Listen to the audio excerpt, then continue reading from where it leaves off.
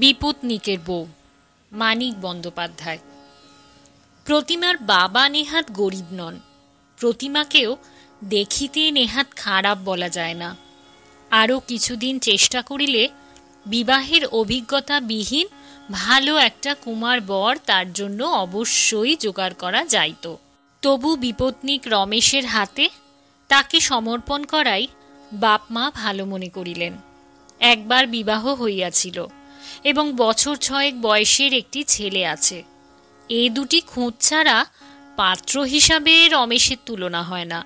মোটে 31 বছর বয়স, দেখিতে খুবই সুপুরুষ, 300 টাকা মাহিনার সরকারি চাকরি, উচ্চ শিক্ষা, নম্র স্বভাব, সৎ বংশের গৌরব, এই সবের অভাবও রমেশের নাই। এমন পাত্র হাতছাড়া করিবে কে? রমেশ নিজেই মেয়ে দেখিতে গিয়াছিল। বিবাহের আগে প্রতিমাও সুতরাং তাকে দেখিয়াছিল। দোজবরে শুনিয়া অবধি অদেখা ভাবি বরটির প্রতি প্রতিমার মনে যতখানি বিতৃষ্ণা আসিয়াছিল, রমেশের সুন্দর চেহারা দেখিয়া তা কমিয়া যাওয়াই ছিল উচিত। তা কিন্তু গেল না, বিরুদ্ধ ভাবটা যেন বাড়িয়াই গিয়াছিল। এ পর্যন্ত মনের বিরূপ ভাবটা ছিল একটি কাল্পনিক ব্যক্তির উপর, এতএব সেটা তেমন জোরালো হইয়া উঠিতে পারে নাই। রমেশকে দেখিবার পর সে অসাধারণ রূপবান পুরুষ বলিয়াই আর একটি মেয়ে যে 4-5 বছর ধরিয়া তাকে ভোগ দখল করিয়াছিল, এ ব্যাপারটা প্রতিবার মনে ভয়ানক অশ্লীল হইয়া উঠিল। এর কারণটা জটিল। রমেশের আর কোনো পরিচয় তো সে তখনও পায় নাই, শুধু বাহিরটা দেখিয়াছিল। আগে স্ত্রীর সঙ্গে বাহিরের এই রূপ সংক্রান্ত সম্পর্ক ছাড়া আর কোনো সম্পর্ক কল্পনা করা প্রতিমার পক্ষে সম্ভব নয়।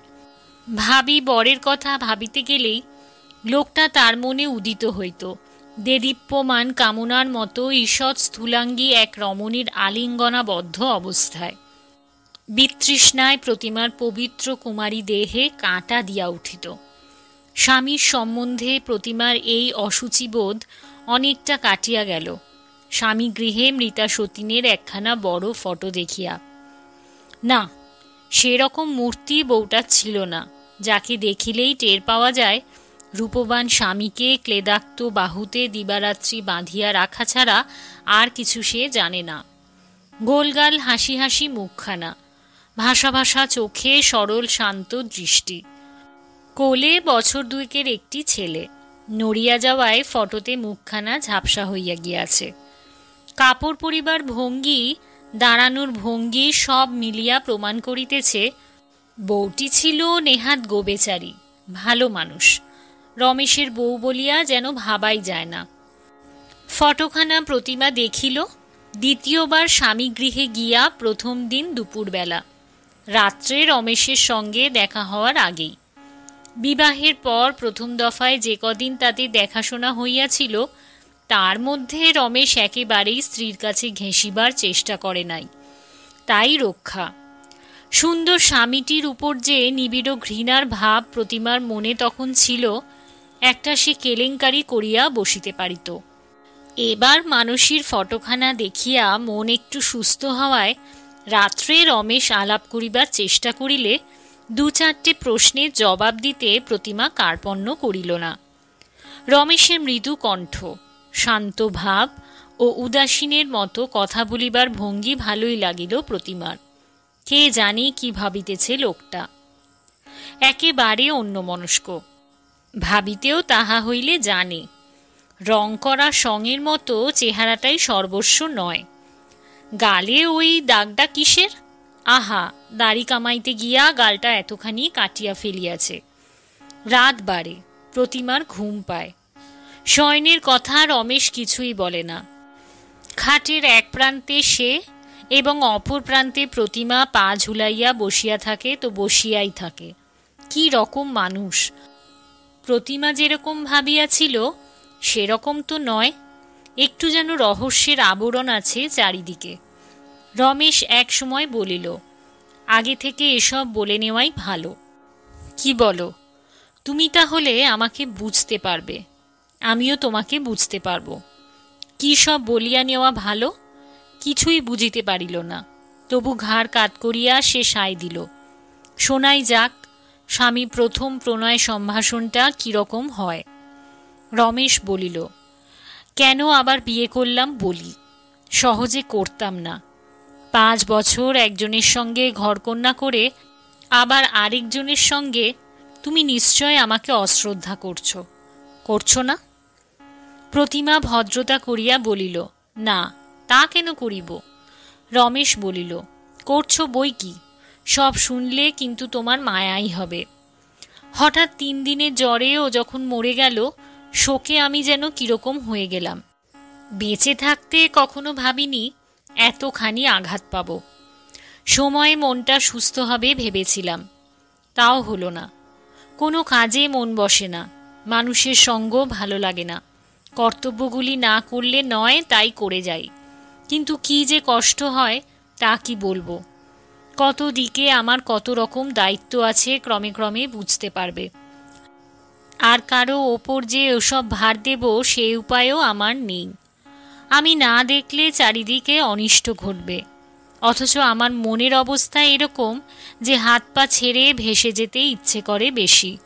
আগে বাড়িতে সকলের ছিল হাসি খুশি ভাব, এখন আমি মনমরা হয়ে থাকি বলে কেউ আর প্রাণ খুলে হাসতে পারে না। বাড়িতে কেমন একটা নিরানন্দের ভাব ঘনিয়ে এসেছে। মেজাজটাও গিয়েছে বিগড়ে, কথায় কথায় ধমকে উঠি। সেজন্য বাড়ি শুদ্ধ লোক কেমন ভয়ে ভয়ে দিন কাটায়। ছেলেটা পর্যন্ত সহজে আমার কাছে ঘেঁষতে যায় না। প্রথমে অত খেয়াল করিনি, তারপর কিছুদিন আগে টের পেলাম আত্মীয় স্বজন বন্ধু বান্ধব নিয়ে যে সুন্দর জীবনটা গড়ে তুলেছিলাম, আমার অবহেলায় তা ভেঙে যাবার উপক্রম হয়েছে।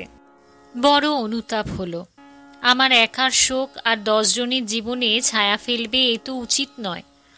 এমন যদি হতো যে সংসারে আমার কোনো কর্তব্য নেই, মনের অবস্থা আমার যেমন হোক, কারো তাতে কিছু আসে যায় না, তাহলে কোনো কথা ছিল না। কিন্তু তা যখন নয়, শোক দুঃখ ভুলে আবার আমাকে গা ঝাড়া দিয়ে উঠতে হবে। তাই ভেবেচিন্তে আবার তোমাকে এমন করিয়া বুঝাইয়া বলিলে শিশুও বুঝিতে পারে। প্রতিমা বুঝিতে পারিল। বিবাহ উপলক্ষে রমেশ যে ফ্যাশন করিয়া চুল ছাঁটিয়াছে, গোপ দাড়ি কামাইয়া মুখখানা চকচকে করিয়াছে, ও সব কিছু নয়। হাত কাটা ছোট শার্টটি পরায় ওকে যতই কলেজের ছেলের মতো দেখাক, আড়ালের মনটি সংসারী, হিসাবী, সতর্ক। উচ্ছ্বাস ভাবপ্রবণতা কল্পনা প্রভৃতির বদলে সুবিবেচনায় ঠাসা। প্রথমা স্ত্রীকে ভুলিবার জন্য নয়, ভোলা প্রয়োজন বলিয়া আবার সে বিবাহ করিয়াছে। 5 বছর যার সঙ্গে ঘরকন্যা করিয়াছিল, তার জন্য শোক করিতে করিতে জীবনটা কাটাইয়া দিবারই প্রবল বাসনা। কিন্তু কি করিবে, আর 10 জনের মুখ চাহিয়া শোকটা কমানো অপরিহার্য একটা কর্তব্য দাঁড়াইয়া গিয়াছে। এবং এই তো জানা কথাই যে রমেশ বিশেষ রূপে কর্তব্য পরায়ণ। কিন্তু তাকে করিতে হইবে কি? ভিজা ন্যাকড়ায় স্লেটের লেখা মোছার মতো রসালো ভালোবাসায় স্বামীর মনের স্মৃতিরেখা মুছিয়া দিতে হইবে। ঘুমের ঘোরটা প্রতিমার কাটিয়া যায়। রমেশের গম্ভীর বিষণ্ণ মুখখানা এক নজর দেখিয়া সে ভাবিতে থাকে যে এসব কথা তাকে বলিবার কি প্রয়োজন ছিল। এ কোন দেশি বোঝাপড়া? তার যেটুকু রূপ যৌবন আর মানুষ ভোলানোর ক্ষমতা আছে, তার এক কণা কি সে বাপের বাড়ি ফেলিয়া আসিয়াছে? আস্ত মানুষটা সে আসিয়া হাজির। যে দরকারেই লাগাও বাধা দিতে বসিবে না। কে জানে রমেশ ভাবিয়া রাখিয়াছে কিনা যে মেয়েদের একটা গোপন রিজার্ভ ফান্ড থাকে, স্নেহ মমতা ও মাধুর্য রচনা শক্তির। আগে হইতে বলিয়া রাখিলে ওখান হইতে প্রয়োজন মতো আমদানি করিয়া বিশেষ অবস্থায় বিশেষ একটি মানুষের শোকের তপস্যা মেয়েরা ভঙ্গ করিতে পারে। এও প্রতিমা বুঝিতে পারে না যে 10 জনের মুখ চাহিয়া প্রথমা স্ত্রীকে ভুলিবার জন্য দ্বিতীয়বার বিবাহ করিয়াছে বলিয়া অশ্রদ্ধার বদলে তার মায়া হওয়া উচিত কেন? আত্মীয় স্বজন দায়িত্ব কর্তব্য এইসব যাকে শোক ভুলাইতে পারে নাই, একটি স্ত্রী পাওয়া মাত্র সে আনন্দে ডগমগ হইয়া আবার বাঁচিয়া থাকার স্বাদ পাইতে আরম্ভ করিবে। এ তো শ্রদ্ধা জাগানোর মতো কথা নয়। স্ত্রীর প্রয়োজনে দ্বিতীয়বার স্ত্রী গ্রহণ করাচ্ছে এ ঢের বেশি মানসিক দুর্বলতার পরিচয়। আরও অনেক কথা রমেশ সে রাত্রে বলিয়া গেল। রাত ৩টার আগে তারা ঘুমাইল না। বাড়ির লোকে টের পাইয়া ভারী খুশি। এ পর্যন্ত নববধূর সঙ্গে সে ভালো করিয়া কথা পর্যন্ত বলে নাই জানিয়া সকলে চিন্তিত হইয়া উঠিয়াছিল। বাড়িতে অনেক লোক, অনেক কাজ, অনেক বৈচিত্র্য, হৃদয়ে হৃদয়ে রকমারি স্নেহের ফাঁদ পাতা আছে। প্রতিমাকে আটক করিবার চেষ্টার কেহ কসুর করিল না। বউকে যে কোনো বাড়িতে এত খাতির করে প্রতিমা সে ধারণা ছিল না। সকলের কাছেই সে যেন অশেষ রূপে মূল্যবান। কাজ তাহাকে করিতে দেওয়া হয় না। সংসারের গোলমাল হইতে তাহাকে তফাতে তফাতে রাখা হয়। রমেশের শৌখিন সেবাটুকু ছাড়া প্রতিমার কোনো কর্তব্য নাই। দিন রাত্রি সব সময় সে যাতে স্বামী সন্দর্শনের সুযোগ পায়, বাড়ির ছেলেবুড়ো যেন তারই ষড়যন্ত্র করিয়া মরে। প্রতিমার বুঝিতে বাকি থাকে না সকলে কি চায়। 1 বছর আগে মরিয়া যে বউ আজও এ গৃহের জড়বস্তুতে ও বিভিন্ন চেতনায় অক্ষয় অমর হইয়া বিরাজ করিতেছে, তাড়াতাড়ি তাকে দূর করিয়া দিতে হইবে। সে যে বিপুল ফাঁকটা রাখিয়া গিয়াছে, শীঘ্র ভরাট হইয়া ওঠা চাই। রান্না খাওয়া প্রভৃতি নিত্যকার তুচ্ছ সাংসারিক কাজে নিজেকে এক বিন্দু ক্ষয় করিবার প্রয়োজন প্রতিমার নাই।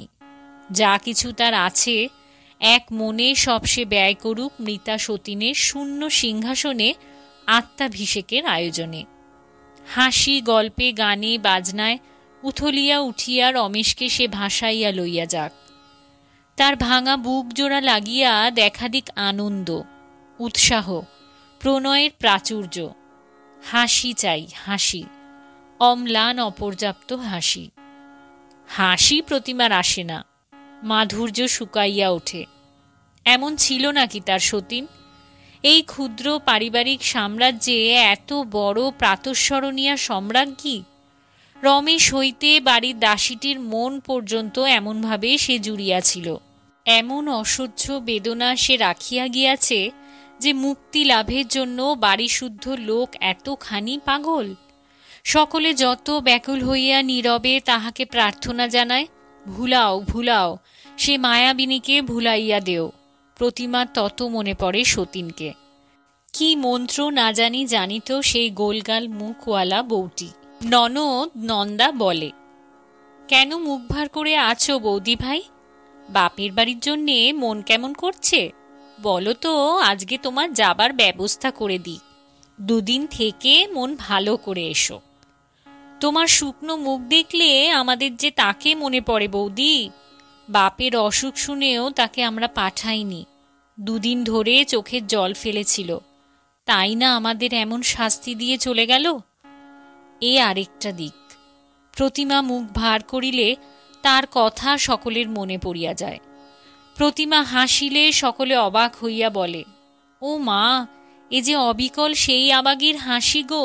নানা লোকে মৃতা সতীনটির সঙ্গে প্রতিমার নানা রকম সাদৃশ্য আবিষ্কার করে। পিছন হইতে দেখিলে প্রতিমার চলন যে তার মতো দেখায়, এটা আবিষ্কার করে ছোট বউ বিমলা। তার বালা আর তার চুড়ি যে আশ্চর্য রকম মানাইয়াছে প্রতিমার হাতে, এটা আবিষ্কার করে আরেক ননদ মন্দা। বিধবা একজন পিসি থাকেন বাড়িতে।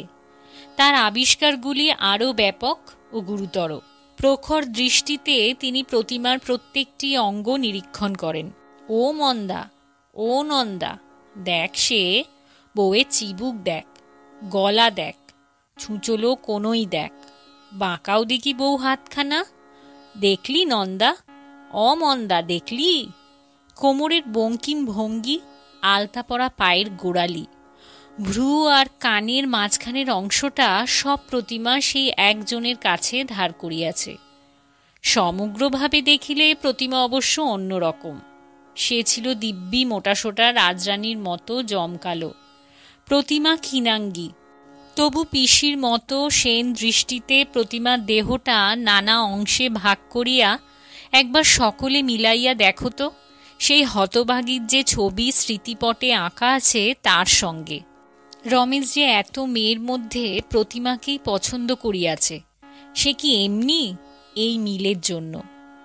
একদিন প্রতিমার হাত হইতে পান লইবার সময় রমেশ বলিল, জানো নতুন বউ, তোমার আঙুলগুলি ঠিক তার মতো। আঙুলগুলি পর্যন্ত তার মতো? রাগে প্রতিমার মন জ্বালা করিয়া উঠিল।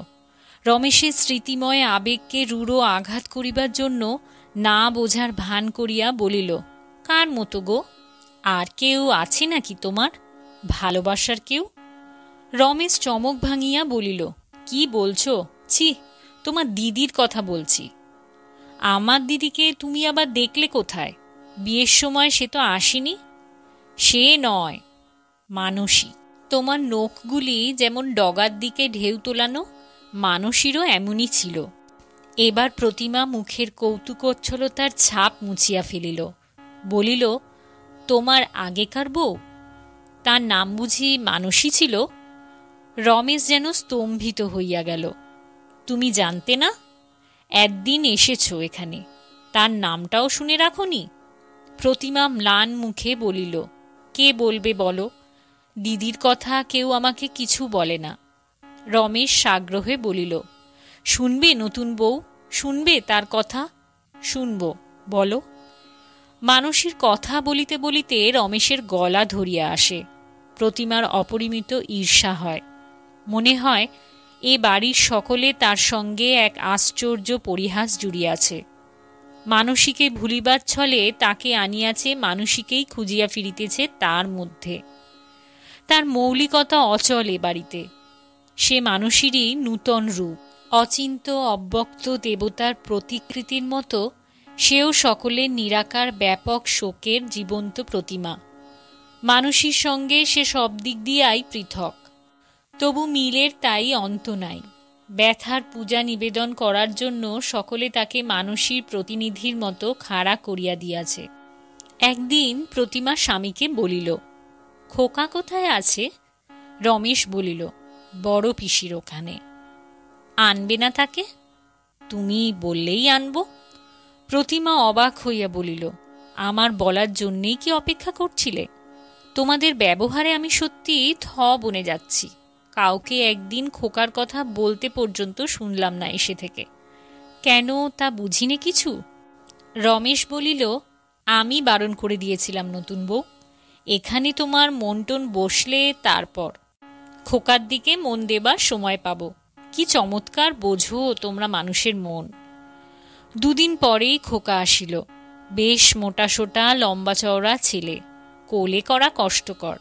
তবু সকলে উদ্গ্রীব হইয়া আছে দেখিয়া কোনো রকমে প্রতিমা তাকে একবার কোলে করিল। বড় লজ্জা করিতে লাগিল প্রতিমার। প্রসব না করিয়াই সে এত বড় ছেলের মা। খোকাও নতুন লোকের কোলে উঠিয়া কাঠ হইয়া রহিল। পরের বাড়ির ছেলের সঙ্গে ভাব করার মতো করিয়া ছেলেকে যদি প্রতিমা আপন করিবার সুযোগ পাইত, মাতা পুত্রের প্রথম মিলনটা হয়তো এমন নিরস হইত না। কিন্তু সে যে মা এবং নতুন বউ। হাসি আর ছেলে মানুষই কথা দিয়া শুরু করিয়া দূর হইতে ধীরে ধীরে কাছে আগাইবার উপায় তো তার নাই। ছেলে কাছে আসিলে প্রথমেই বুকে জাপটাইয়া ধরিয়া আধ ঘোমটার ফাঁকে তাকে চুমু খাওয়া চাই। ছেলে তো আসিল, একটু মায়াও ওর দিকে প্রতিমার পড়িল। কিন্তু মৃতা সতীনের ছেলেও কম বিপজ্জনক পদার্থ নয়। একটা কঠিন সমস্যার মতো। আদর যত্ন ভালোবাসা সব সতর্কভাবে হিসাব করিয়া দিতে হয়। কম হইলে লোকে ভাবিবে সতীনের ছেলে বলিয়া অবহেলা করিতেছে, বেশি হইলে ভাবিবে সব লোক দেখানো। 18 বছর বয়সের ভাবপ্রবণ মনে এ ধরনের সতর্কতা বজায় রাখিয়া চলা কঠিন। হিসাবও সবসময় ঠিক হয় না। প্রাত্যহিক জীবনে পদে পদে এমনই অভিনয় করিয়া চলিবার মতো প্রত্যুত পণ্যমতিত্ব সে পাইবে কোথায়? ছেলেকে ভাত খাওয়াইতে বসিয়া প্রতিমা যদি একটু সময়ের জন্য অন্যমনস্ক হইয়া যায়, চমক ভাঙিয়া সভয়ে সে চারিদিক লক্ষ্য করে কেহ তাকে বিমনা দেখিয়াছে কিনা। খোকার অসংখ্য শিশুসুলভ অন্যায় আবদার, প্রতিমার অসংখ্য বিপদ। কি করিবে প্রতিমা ভাবিয়া পায় না। আবদার রাখিলে খোকার ক্ষতি, তাতে নিন্দা হয়। না রাখিলে খোকা কাঁদে, তাতেও নিন্দা হয়। ভরা পেটে খোকার হাতে সন্দেশ দিয়া প্রতিমা শুনিতে পায়। শাশুড়ি নিঃশ্বাস ফেলিয়া বলিতেছেন, ওর সে বিবেচনা কোত্থেকে হবে নন্দা, যে বলছিস, নারীর টান তো নেই। পরদিন ভরা পেটে আবার সন্দেশের জন্য খোকা কাঁদে। প্রতিমা তাকে কাঁদায়, সন্দেশ দেয় না। মুখ ভার করিয়া পিসিমা আসিয়া খোকাকে কোলে নেন, ভাঁড়ার খুলিয়া খোকাকে সন্দেশ দেন, তারপর করেন স্থান ত্যাগ। প্রতিমার মুখ লাল হইয়া যায়। খোকাকে উপলক্ষ করিয়া প্রতিমা ধীরে ধীরে টের পাইতে থাকে অতিরিক্ত স্নেহ যত্নের তলে তলে তার প্রতি একটা বিদ্বেষের ভাবও সকলের আছে। এ বাড়ির মনগুলি যতক্ষণ তাকে টনিকের মতো ব্যবহার করিতে পারে ততক্ষণ কৃতজ্ঞ ও স্নেহশীল হইয়া থাকে। কিন্তু যখনই প্রতিমার একটি বিশিষ্ট অস্তিত্ব সম্বন্ধে কেহ সচেতন হইয়া ওঠে, যাহা এ বাড়িতে কারো কোনো কাজই লাগিবার নয়, প্রতিমাকে তখন সে আঘাত করে। তখন সে প্রতিমার সমালোচক। দিন কাটে, কিন্তু এর ব্যতিক্রম হয় না। প্রতিমার ঘোমটা কমিতে থাকে, চলাফেরায় স্বাধীনতা বাড়ে, সুখ সুবিধার অতিরিক্ত কতগুলি ব্যবস্থা হয়। মানুষের সঙ্গে প্রতিমার মিল খুঁজিবার উৎসাহে সকলের ভাটা পড়ে।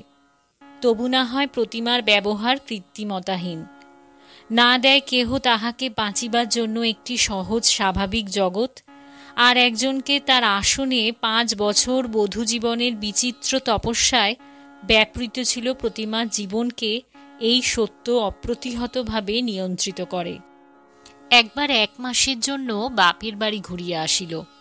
খোকাকে সঙ্গে না আনা উচিত হইয়াছে কিনা ভাবিয়াই মাসটা কাটিল প্রতিমার। বাপের বাড়িতেও মন খুলিয়া সকলের সঙ্গে সে মিশিতে পারিল না। একটা অদ্ভুত জ্বালা ভরা আনন্দ উপভোগের জন্য সত্য মিথ্যা জড়াইয়া প্রাণপণে শ্বশুরবাড়ির নিন্দা করিল এবং সেজন্য বিষণ্ণ ও উন্মনা হইয়া রহিল। কে কি ভাবিবে তাই ভাবিয়া ভাবিয়া কাজ করার অভ্যাসটা প্রায় স্থায়ী হইয়া গিয়াছিল। বাপের বাড়িতেও নিজের তাহার চলাফেরা অনেকটা পরের ভাবনাকে অনুসরণ করিতে লাগিল। সকলে এক বাক্যে স্বীকার করিল, বিবাহের পর যেমন হয় প্রতিমা তেমনি হইয়াছে, পর হইয়া গিয়াছে। প্রতিমা আর সে প্রতিমা নাই। তবু সব প্রতিমার সহ্য হইত, রমেশকে যদি সে ভালোবাসিতে পারিত। ঘৃণার ভাব কোনো কালে মুছিয়া গিয়াছিল, শ্রদ্ধা আসিতেও দেরি হয় নাই। রূপে গুণে মানুষটা অসাধারণ, সরল সহজ ব্যবহার, গাম্ভীর্যের অন্তরালে অত্যন্ত স্নেহপ্রবণ, রাগী কিন্তু সুবিবেচক। এ ধরনের পুরুষের সাহচর্য মেয়েদের কাছে সবচেয়ে প্রীতিকর। এদেরই তারা স্বেচ্ছাদাসী। স্ত্রীর প্রতি কর্তব্য পালনে রমেশ খুব যে বেশি ত্রুটি করে তা নয়। তবু স্বর্গীয়া সতীনের বিরুদ্ধে প্রতিমার অকথ্য ঈর্ষা দাম্পত্য জীবনের সহজলভ্য সুখের পথেও কাঁটা দেয়। মানসীকে একেবারে ভুলিয়া যাওয়া রমেশের পক্ষে এখনও সম্ভব নয়। আজও সে অন্য মনে তার কথা ভাবে। কণ্ঠলগ্না প্রতিমাকে অতিক্রম করিয়া আজও সে তারই কণ্ঠ বেষ্টন করিয়া যায়, যে কোথাও নাই। একদিন রমেশের চুম্বন পর্যন্ত অসমাপ্ত থাকিয়া যায়। প্রতিমা স্পষ্ট অনুভব করে দড়ি ছিঁড়িবার মতো স্বামীর বাহুবন্ধন হঠাৎ শিথিল হইয়া গেল, নিভিয়া গেল চুম্বনের আবেগ। তা যাক, তাও হয়তো প্রতিমা গ্রাহ্য করিত না। হয়তো এই জন্যই সে স্বামীর মন জয় করিবার তপস্যা তীব্রতম করিয়া তুলিল।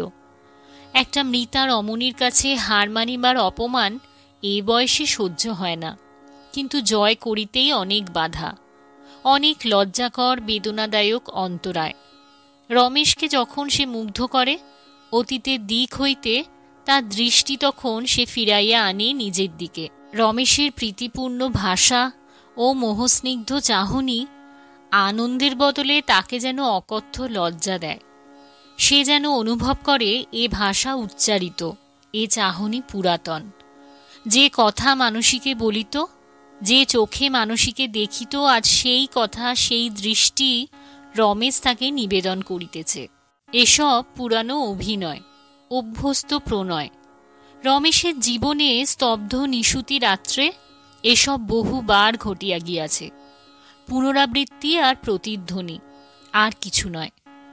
আর জয় করিবার স্বাদ থাকে না। রমেশকে ক্ষুব্ধ করিয়া প্রতিমা সরিয়া যায়।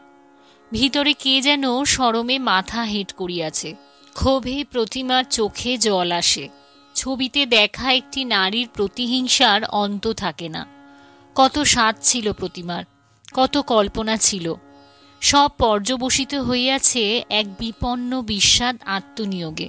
কর্তব্যেও নয়, খেলাতেও নয়, জীবন যাপনের অপরিচ্ছন্ন প্রয়োজনে। এরকম সময়ে স্বামীর প্রতি প্রতিমার সেই গোড়ার দিকের ঘৃণার ভাবটা পর্যন্ত কিছুক্ষণের জন্য ফিরিয়া আসে। এত যদি অবিস্মরণীয় প্রেম তার মানুষের জন্য, এ কি অপদার্থ সে যে প্রতিমাকে সাময়িকভাবেও তার ভালো লাগিল? একজনের স্মৃতি পূজায় আত্মহারা অবস্থাতেও আর একজন যাকে মুগ্ধ করিতে পারে, শ্রদ্ধা করিবার মতো কি আছে তার মধ্যে? রমেশ জিজ্ঞাসা করে, এখানে তোমার মন টিকছে না কেন প্রতিমা? প্রতিমা পাল্টা প্রশ্ন করে, আমার মনের খবর তোমাকে কে দিল? অন্য লোকের দিতে হবে কেন? আমি নিজে টের পাই না? মন খুলে যেন মিশতে পারছো না, কেমন ফুর্তি নেই। কেউ কিছু বলে না তো তোমাকে? আদর যত্ন করে তো সকলে? প্রতিমা হাসে, মা গো, তার করে না। আদর যত্ন চোটে হাঁপিয়ে উঠলাম। আমায় নিয়েই তো মেতে আছে সবাই। রমেশ বলে, তুমি সবাইকে নিয়ে ওরকম মারতে পারলে বেশ হতো, আমি তাই চেয়েছিলাম। প্রতিমার ইচ্ছা হয় একবার জিজ্ঞাসা করে, আমার মন বসছে না বলছো, আমাকে কেন মনে ধরছে না তোমার? শুধু ভদ্রতা না করে ভালোবাসা দিয়ে দেখো না মন বসে কিনা আমার। সমস্ত বাড়িতে মানুষই স্মৃতিচিহ্ন ছড়ানো, সেগুলি প্রতিমাকে পীড়ন করে। খান তিনেক বাঁধানো ফটোই আছে মানুষের, একখানা তার শয়নঘরে, একখানা রমেশ যে ঘরে কাজ করে সেখানে, আর একখানা শাশুড়ির ঘরে। ফটোর মানসীকে দেখিয়া যদিও মনে হয় না শখ ও শৌখিনতার তার কোনো বিশেষত্ব ছিল। হাতের যে বাসি বাসি শিল্পকর্ম রাখিয়া গিয়াছে সেগুলি অবাক করিয়া দেয়। 5 বছরের নানা কাজের ফাঁকে এত বাজে কাজের সময় সে পাইত কখন? বাড়ির অর্ধেকের বেশি আসবাবও নাকি তার পছন্দ করিয়া কেনা। গান জানিত না, তবু শখ করিয়া সে অর্গান কিনাইয়াছিল। তাই বাজাইয়া আজ প্রতিমাকে গান গাহিতে হয়। মানুষের ড্রেসিং টেবিলে তার প্রসাধন, মানুষের কয়েকটি বাছা বাছা গহনা, তার আভরণ, মানুষের ব্যবহৃত খাটে তার শয়ন, মানুষের জামা কাপড়ে বোঝাই, বাক্স প্যাঁটরায় বাড়ি বোঝাই, আর কত অসংখ্য খুঁটি নাটি সে যে রাখিয়া গিয়াছে। বধূত্বের নতুনত্ব কমিয়া আসিলে মানুষের গয়না কখানা প্রতিমা খুলিয়া রাখিল। সকলে তা লক্ষ্য করিল। শাশুড়ি খুঁতখুঁত করিলেন, তবে বিশেষ কেহ কিছু বলিল না। কিন্তু কয়েকটি গহনা খুলিয়া রাখিলে কি হইবে? ব্যবহার্য অব্যবহার্য পদার্থ যত কিছু মানুষই রাখিয়া গিয়াছে চারিদিকে, প্রকট হইয়া থাকা নিবারণ করিবে কে? মনের স্মৃতি, বাহিরের স্মৃতিচিহ্ন, এই বাড়িতে সে মৃতা রমণীকে অমরত্ব দিয়াছে। নন্দা বলে, জানো বৌদি, ওই যে আলমারিটা সাফ করে বাজে জিনিস রাখছ, ওটা ছিল তার শখের সামগ্রী। ওপরে তাকে ঠাকুর দেবতার মূর্তি সাজিয়ে রাখত। রোজ সকালে উঠে প্রণাম করত। ঠাকুর দেবতারা গেল কোথায় ভাই? কে জানে দাদা কোথায় রেখেছে। মূর্তিগুলোর ওপরে দাদা বড্ড রেগে গিয়েছিল সে স্বর্গে যাবার পর। প্রতিমা বলে, সেই থেকে তোমার দাদার স্বভাবটা রাগী হয়ে গেছে, তাই না ভাই?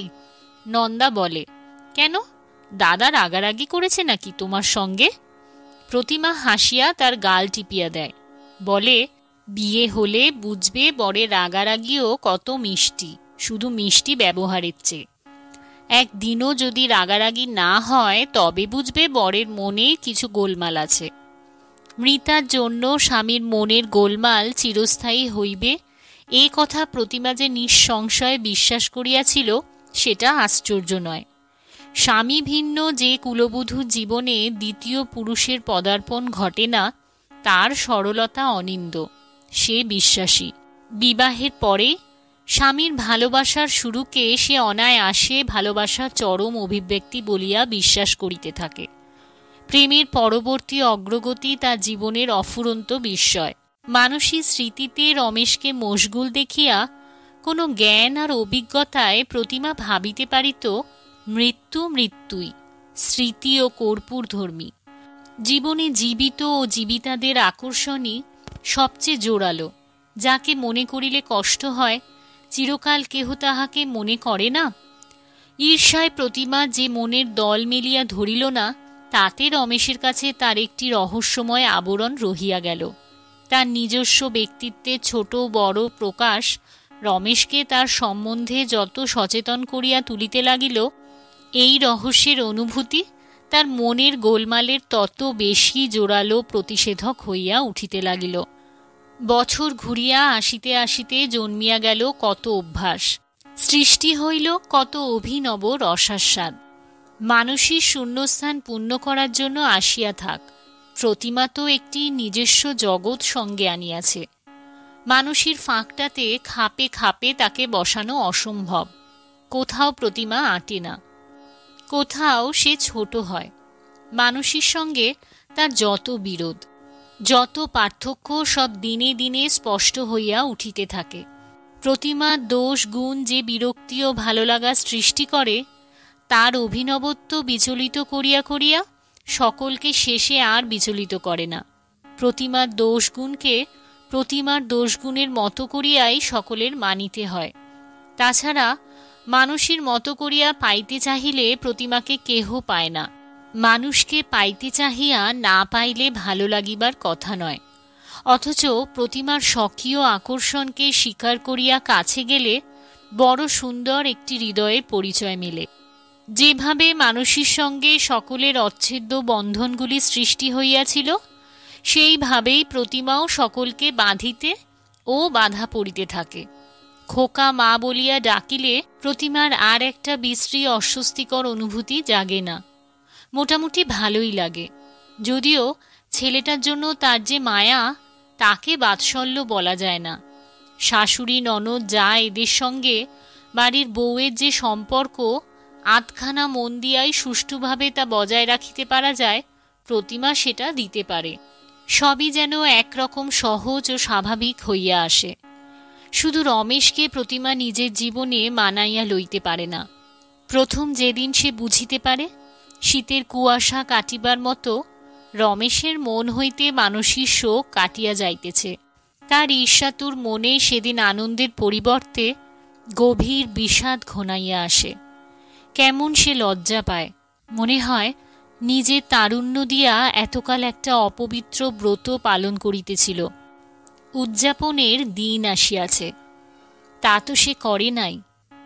কতদিন মানসীর ফটোর সামনে দাঁড়াইয়া হিংসায় জ্বলিতে জ্বলিতে তার স্বাদ গিয়াছে ফটোখানা জানলা দিয়া ছুঁড়িয়া ফেলিয়া দেয়। যেখানে যা কিছু স্মৃতিচিহ্ন আছে সে মায়াবিনীর, ভাঙিয়া সব গুঁড়া করিয়া দেয়।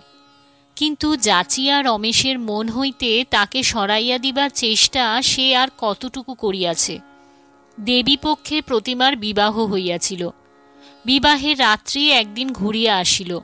গোপনে রমেশ সেদিন ফুল আর সোনার উপহার কিনিয়া আনিল। গম্ভীর চাপা লোকটির মধ্যে একটা সুগভীর উত্তেজনা। আজিকার বিশিষ্ট রাত্রিটিকে উপভোগ্য করিয়া তুলিবার উৎসুক প্রত্যাশা সবই প্রতিমার কাছে ধরা পড়িয়া গেল। খুশি হইতে পারিল না, বোধ করিল মৃদু একটা বিস্ময়, একটা গ্লানিকর অস্বস্তি। কি ভাবিয়া রমেশের আনা ফুলের মালা একটি প্রতিমা মানসীর ফটো বেষ্টন করিয়া টাঙাইয়া দিল। দীর্ঘকালের তীব্র উত্তপ্ত ঈর্ষায় প্রতিমার মন জুড়িয়া ওর স্থায়ী স্থানলাভ ঘটিয়াছে। ওর কথা ভাবিতে ভাবিতে এমন হইয়াছে প্রতিমার যে ওকে ভুলিবার তার উপায় নাই। এমনই আশ্চর্য যোগাযোগ যে প্রতিমাকে চুম্বন করিয়া মুখ তুলিতেই মানসীর ফটোর দিকে রমেশের চোখ পড়িল। সে বলিল, ওর ফটোটাতেও মালা দিয়েছ? তুমি তো বড় ভালো প্রতিমা। প্রতিমা অনুভব করিল তীক্ষ্ণ ধার ছুরির ফলায় দড়ি কাটিবার মতো মানসী স্মৃতি কমাস আগেও রমেশের যে বাহুবন্ধন শিথিল করিয়া দিত, জীবন্ত সাপের মতো সেই বাহু দুটি আরও জোরে আজ তাকে জড়াইয়া ধরিতেছে। রমেশের যে চুম্বন ছিল শুধু ওষ্ঠের স্পর্শ, আজ তা প্রেমের আবেগে অনির্বচনীয়। সহসা প্রতিমা কাতর হইয়া বলিল, ছাড়ো ছাড়ো, শিগগির ছাড়ো আমায়।